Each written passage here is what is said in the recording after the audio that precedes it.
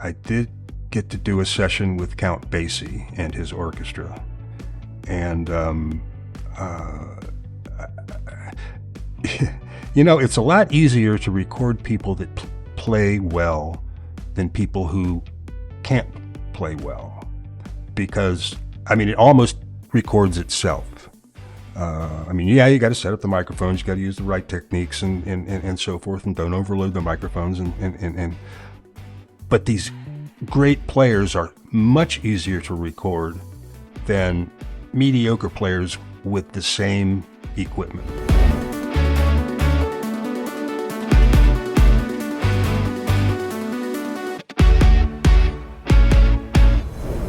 So you teach a course, is that correct? Yes, I teach a sound design course at the Columbus College of Art and Design. Okay. And this is my 16th year.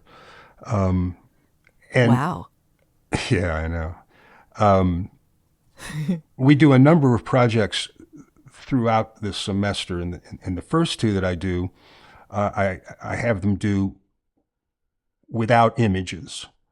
It's a soundscape, which is like a moment in time, and then a sound story, which is a narrative, beginning, middle, and an end. And I don't allow them to use any score because the score can sometimes be a crutch for sub-poor sound design. So what the students have to do is they have to create something that captures the listener's imagination without actually using visuals.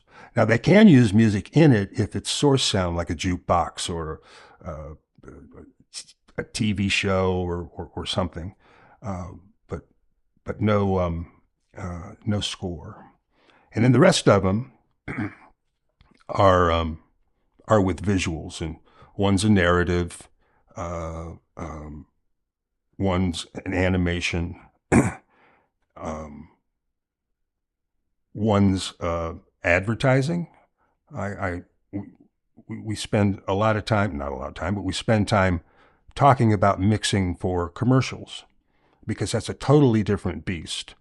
One of the things that make good sound design is dynamic range in your soundscape.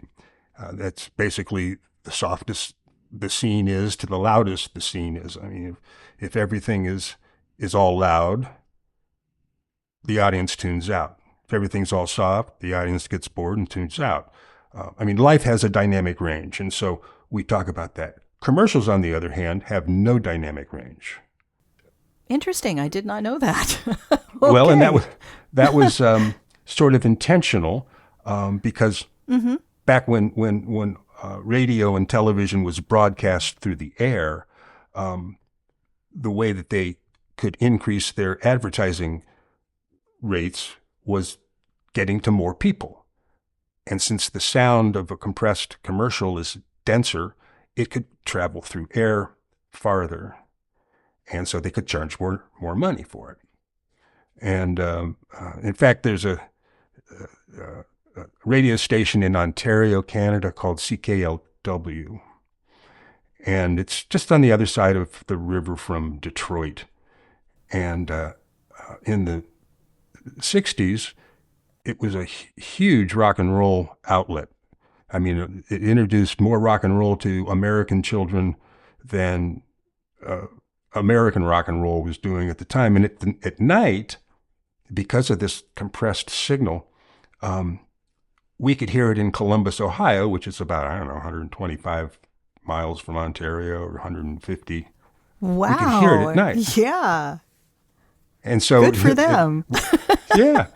Well, I don't know if it was intentional, but I know that people that I went to school with, we'd stay up late until we could listen to the cool music that was coming over from England and stuff that they were actually premiering here in North America. So it was kind of fun.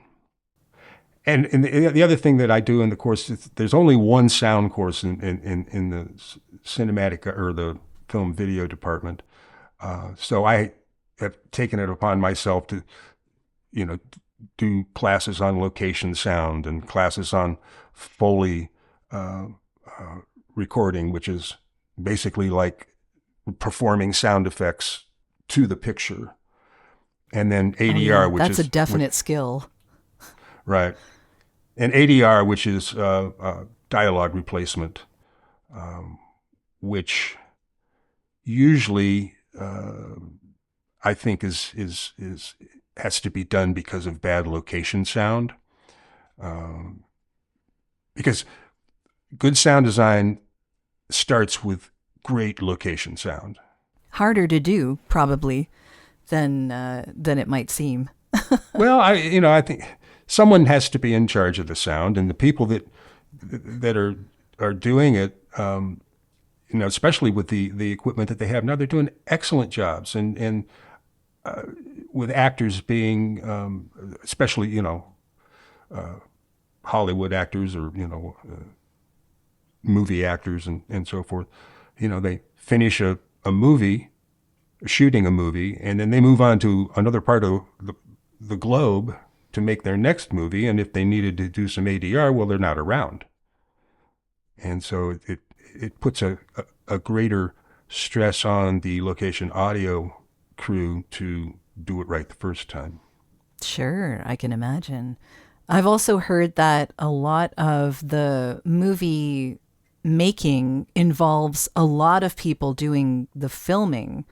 So the video part of it is, the film is taken care of quite nicely, but there's way less people taking care of the audio than the video part of it. Well, you're right. I don't know how accurate that is these days. Well, I think that it depends on the market, and it also depends on the budget. Um, I think that how do I put it? In my market, uh, it's usually one person to do it all. No assistants, no people to, not an extra boom operator, not someone to handle the lavs or the radio mics and stuff. And yeah, that sort of, stretches you thin. But I think in others, in bigger productions, the sound crew is not the size of the film crew, but bigger. Yeah, they could probably get a lot more done. I'm hoping that the days of people thinking, "Oh, we can just fix it in post," are well, they're probably not over because of AI. Right, right. But yeah, I don't Well, know. a big thing about location sound, we always used to get room tone after every setup. And if it was two or three setups in the same space, but at a different angle and stuff, at the end, we'd record 30 seconds of room tone for post. And so if in post they have to take out breaths or half breaths, then they've got a nice little room tone. And my director that I was working with said, well, but in this digital age, we don't need to stop and take the time to do the room tone because you can do your digital stuff. I said, well, yeah, but the problem is, what do actors do between sentences? They breathe. So that's not room tone, that's a breath. And so, if you find a little bit, it cycles, it goes, and so I went on a rampage about, no more death to room tone. Start getting room tone again. Oh, it's needed even when I do voiceovers. I mean, Mm-hmm. I take my room tone definitely because it helps me in post. So, Right. yeah, it's needed all over the place. I'm curious what you tell, like, what advice do you have for people taking your course right now that want to get involved in the sound industry in some way? Do you have something you tell them? It's got to be difficult to get into a market of any kind right now, but what would set them up for the best possible outcome after they get out of your class? People don't. I've only had all this time that I've been teaching this class, I've had maybe 3 people that decided to get into the audio sides of things. Most of the students at CCAD want to be filmmakers and or directors or writers or something. It's learning how films need to be made. So what I hope and what I tell them is that this class that they're taking gives them an appreciation for first off good sound and the need for good sound, just so that they know. And then when they're the director, they can talk to the sound department and say, okay, I took a class and this guy said that we should do this and I want to start doing that or something. So Yeah, it's good to know that someone's looking out for that part. I know someone has to pay attention to it.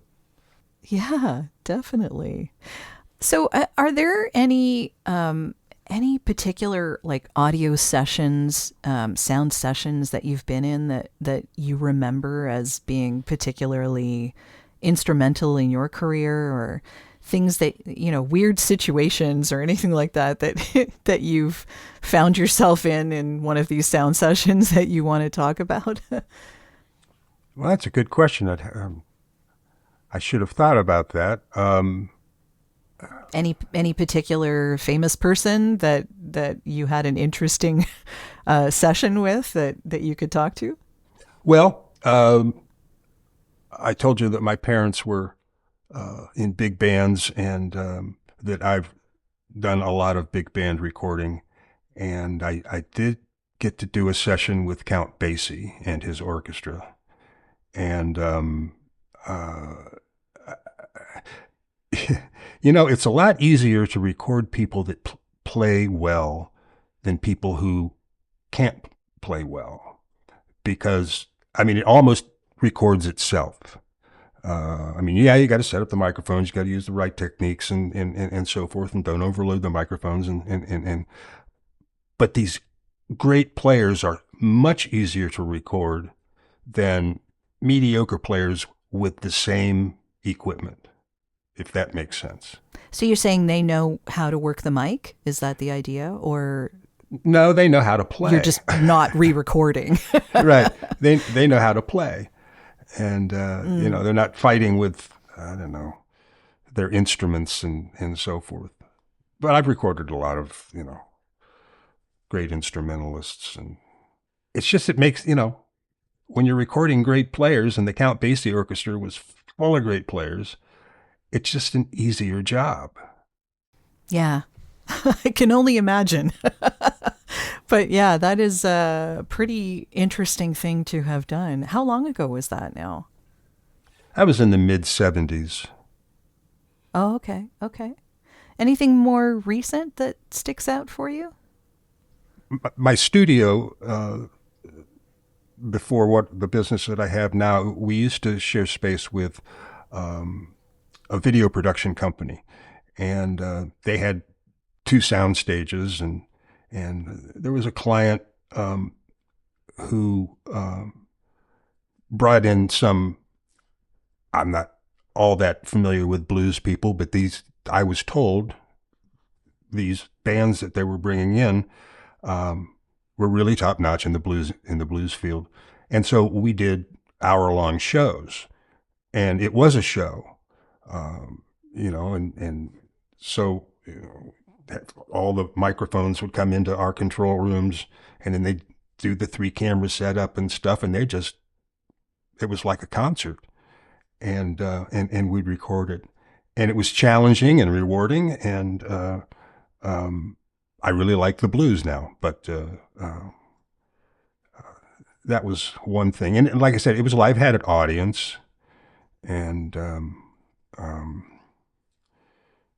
those were a lot of fun. And again, a lot of setup because you got a lot of, Oh, yeah.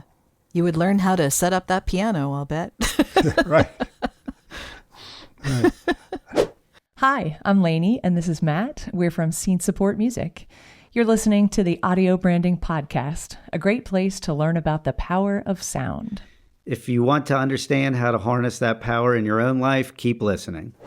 Most of the stuff that I do now, since I don't have a physical space to record, is I do, several independent films, whether they're documentaries or shorts, or I did a feature this year for Lifetime Network. That takes, it was fun. That takes up a lot of my time these days, which is good. Which is because it's all sound design. Dialogue's already been done. There is a lot of work cleaning up the dialogue, like you said earlier, that someone's got to pay attention to the sound. So that's a fair amount of the type of stuff that I'm doing now. Mm-hmm. It sounds fascinating. There's I'm sure a lot going on in the sound industry that needs someone to oversee and pay special attention to. So yeah, glad that you're doing that. So am I.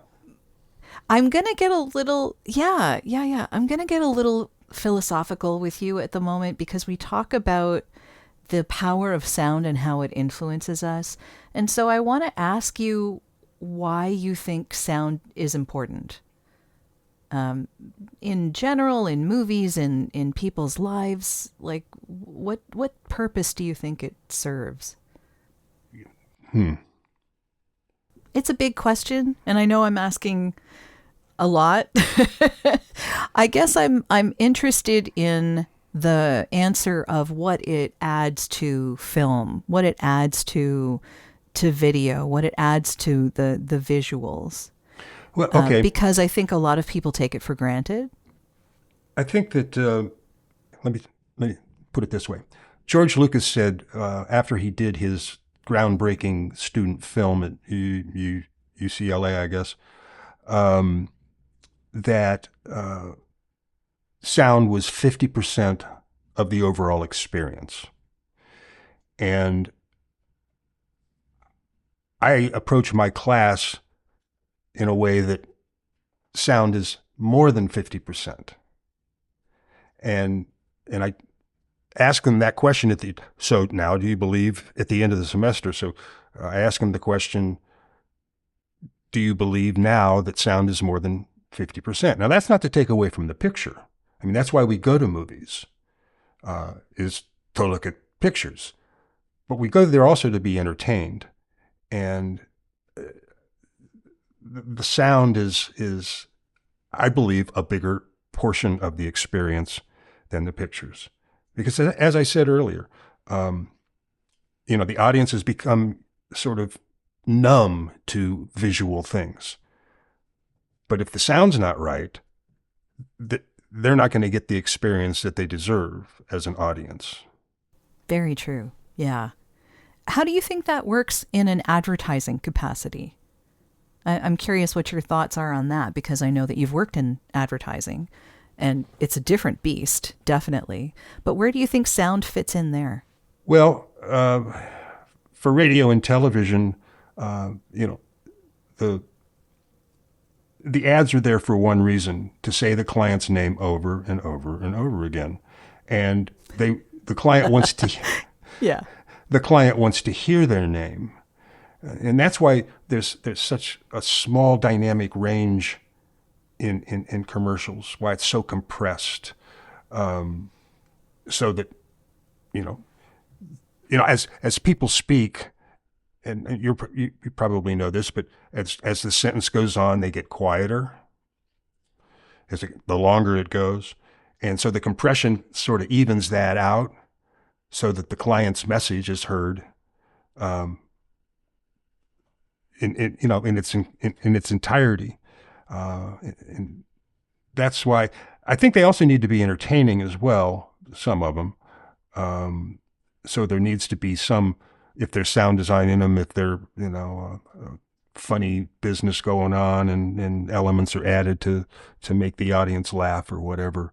I think the sound in that situation helps the audience get, oh yeah, this is funny. Whereas if they hadn't done anything with audio at that moment, and then they're watching the picture and say, well, that's not as funny as it could have been without the sound. Yeah, it's interesting how much the sound adds in that aspect. Yeah, yeah. But I like what you were saying about the client needing to hear their name. Because that, yeah, I mean, really, when you get right down to it. Right. Well, and that's the ultimate, yeah. That's the, when I tell the students, if you get it to work for an advertising agency, don't sell your clients jingles.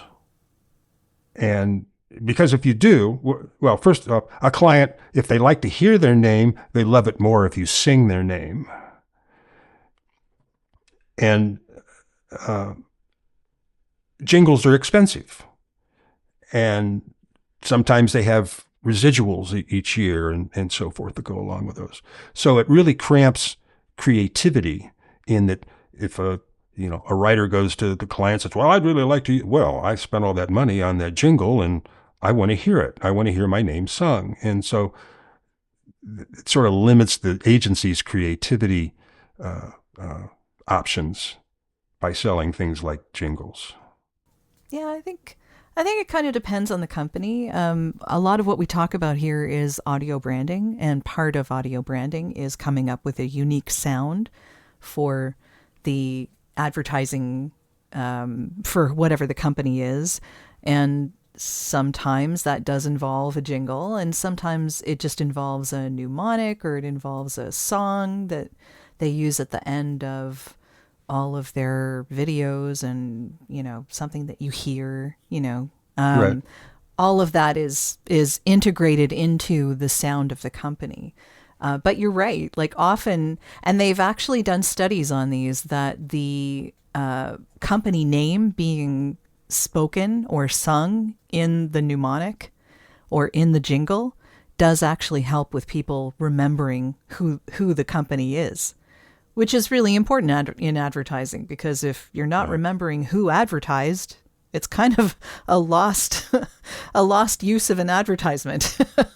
No, you're right. You're right. So, yeah.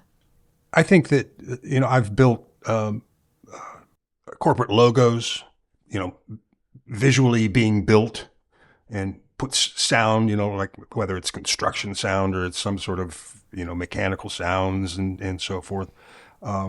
And I think that makes them more impactful and memorable.